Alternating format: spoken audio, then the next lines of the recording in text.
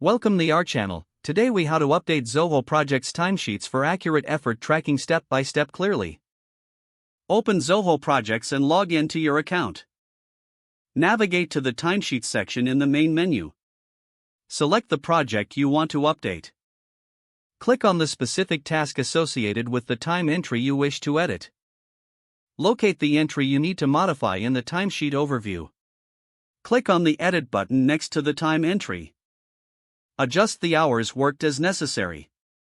Change the date if the time entry needs to reflect a different day. Add a description if you want to provide more context for the entry. Once you have made the necessary changes, click Save to update the entry. To add a new time entry, click on the Add Time Entry button. Fill in the required fields for the new entry, including date, hours, and a description. Select the task and project related to this new entry. Click Save to record the new time entry. Review all entries to ensure accuracy and completeness. Log out of Zoho Projects when you have finished updating your timesheets. Confirm that the updated entries reflect the correct and current effort tracking for your projects. If the page does not load, refresh the browser or try again in a private or incognito window. Make sure you are using the correct email address, then retype it carefully to avoid small typos. If your password is not accepted, use the reset option and create a new strong password you can remember.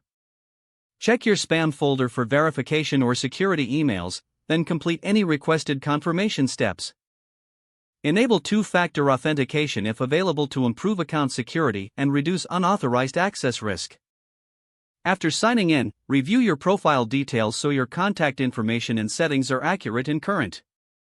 If you see an error message, note it down and try again after restarting your device and internet connection. Log out when you finish, especially on shared devices, to keep your account and payment information secure.